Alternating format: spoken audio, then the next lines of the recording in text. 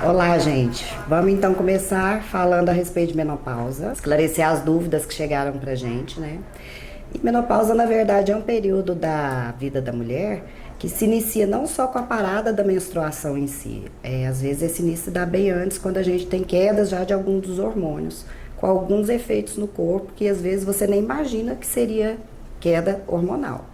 Um deles, por exemplo, é a ansiedade, tristeza, queda de libido, e até mesmo ganho de peso. E como que você pode perceber que esses sintomas são da menopausa? Quais os sintomas mais comuns da menopausa ou da queda hormonal?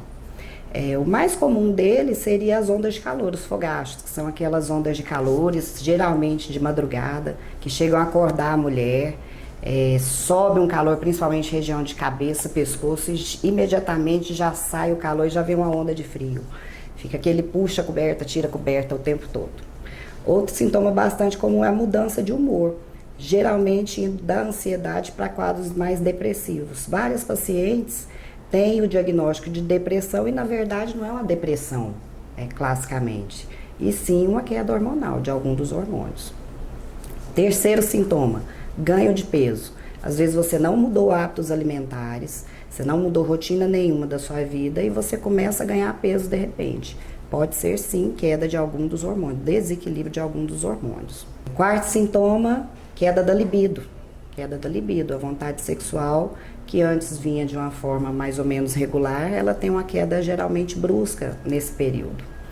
E outra coisa que a mulher presta muita atenção é na parte de turgor, elasticidade da pele. Se nota muito enfraquecimento das fibras de colágeno, a pele começa a não ter mais aquele viço, pele e cabelo também. É uma coisa que a mulher passa a notar a partir de então.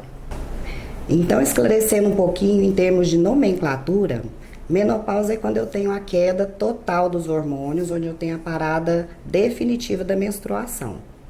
O período anterior, que antecede essa pausa definitiva, se chama climatério, onde eu já tenho queda de vários hormônios. E esses hormônios, os principais que eu estou falando nesse período, seriam os hormônios esteroides, onde eu divido em 3 categorias. Seria a categoria dos estrogênios, a categoria da progesterona, que é um hormônio só, e a testosterona. Esses 3 hormônios esteroides, todos os 3 existem no corpo da mulher. Muita gente pensa que mulher não tem testosterona, mas tem, é importantíssimo. E o importante é que eles estejam em equilíbrio entre si. Quando eu vou ter o período de menopausa, geralmente o que primeiro cai é a testosterona. Por isso que a mulher, às vezes, antes desse período mesmo, da parada total de menstruação, ela já se queixa de fraqueza, perda de energia, perda de massa muscular, acúmulo de gordura, perda da libido. Testosterona não serve só para libido, ela serve para várias coisas. A testosterona é o que dá o vigor físico para a mulher, independente da sexualidade ou não. É claro que também é muito importante na sexualidade.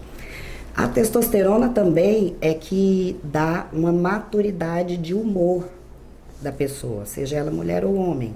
A mulher com a falta de testosterona, a gente brinca que ela fica assim, entre aspas, muito mulherzinha, fica com o emocional muito frágil, muito sentimental, perde muita objetividade. Vai escolher um sapato, tem que levar 3 amigas. Então, é o que primeiro geralmente cai. Nesse período eu não costumo ter irregularidade do ciclo menstrual. A seguir eu já vou ter a queda da progesterona, aí sim. Porque a progesterona é o hormônio que afina o endométrio, que é a capinha de dentro do útero. O estrogênio, que é o último a cair, engrossa, engrossa o endométrio e a progesterona afina.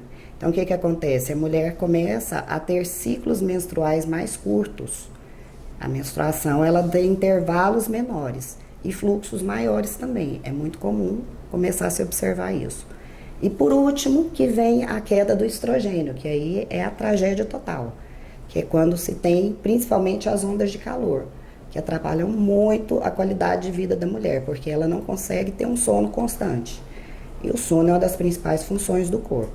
Geralmente, somente nesse período que a própria pessoa vai atentar que pode sim ser uma menopausa.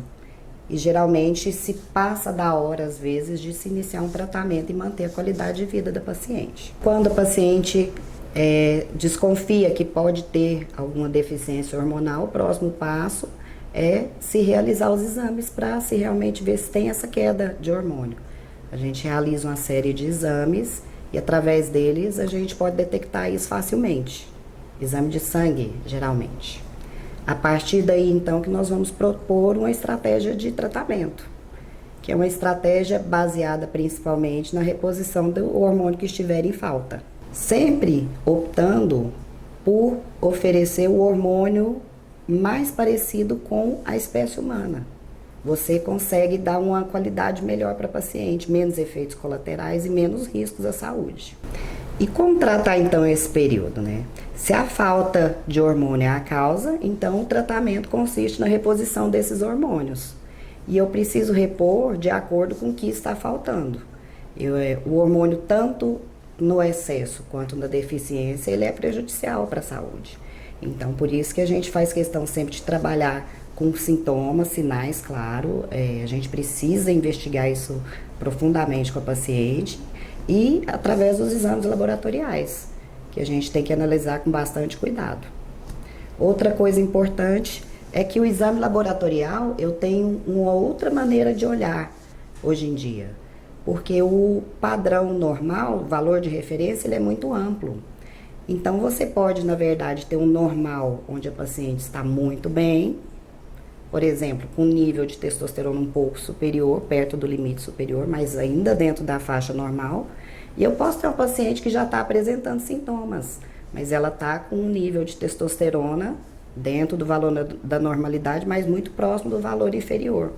Então, essas nuances, de acordo com o que o paciente referia, a gente pode ajudá-la também, sempre priorizando que eles estejam em equilíbrio.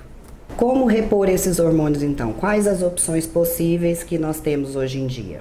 Nós temos a opção mais clássica, mais conhecida de todo mundo, que são os comprimidos, a via oral, que geralmente você encontra nas farmácias, que é uma forma um pouco individualizada, porque o comprimido que serve para a paciente que pesa 120 quilos também vai servir para que pesa 50 quilos, independente das suas individualidades, independente dos seus sintomas ou até mesmo níveis de queda de hormônio.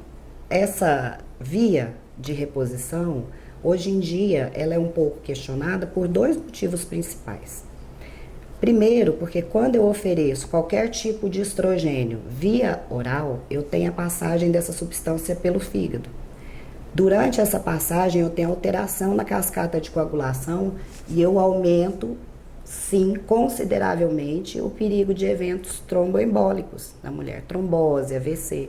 Então, já é uma via que a gente tenta evitar por tudo em qualquer pessoa.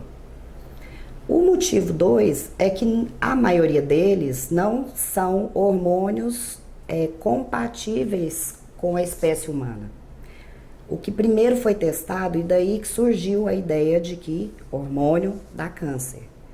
O hormônio que foi constatado que tem envolvimento com câncer, ele foi o hormônio estrogênio conjugado, mais a medroxprogesterona. E o estrogênio conjugado é o hormônio da égua prenha. Então não tem como dar certo. Como que você vai colocar um hormônio de uma égua para a mulher utilizar? Então realmente isso daí é incompatível. O mais lógico é que a gente reponha o hormônio da mulher para mulher, da espécie humana para humano. E a forma mais segura de fazer isso é qualquer uma que não seja a via oral. E a partir daí, então, eu tenho algumas opções. As opções que a gente tem hoje em dia são gel transdérmico, onde eu tenho manipulados, eu tenho alguns já prontos da indústria, e a parte de implantes hormonais que está sendo bastante utilizada, onde eu, das duas formas, eu consigo estabelecer doses bastante individualizadas com cada paciente, considerando inclusive a altura, peso e outras individualidades, objetivos, estilo de vida, o que ela procura com tudo isso. O tratamento mais indicado, então, seria um tratamento mais individualizado, onde eu possa usar substâncias compatíveis com o nosso corpo, biologicamente compatíveis, ou seja, a molécula sendo idêntica à molécula do hormônio que a gente sempre possuiu e na dose necessária para aquele caso individualizado. de acordo com o seu peso, altura e níveis hormonais constatados nos exames de laboratório. A partir daí eu tenho duas formas então. Eu tenho a formulação em gel transdérmico, que é um creme que uma vez ao dia você vai passar na pele.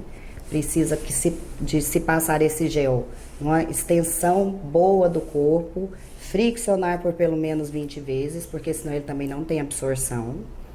E eu tenho a outra via, bastante comum, que está sendo bastante expandida hoje em dia, que é a via intradérmica, que é a via de implantes hormonais.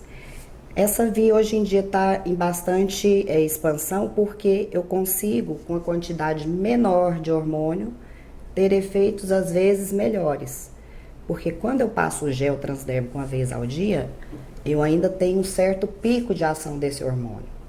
O implante hormonal, eu tenho uma liberação constante 24 horas por dia. Eu tenho um nível mais constante de hormônio. E a quantidade, então, utilizada pode ser menor. Eu minimizo efeitos colaterais a partir daí. E sempre contando com a vantagem que eu tenho um tratamento individualizado para cada tipo de paciente.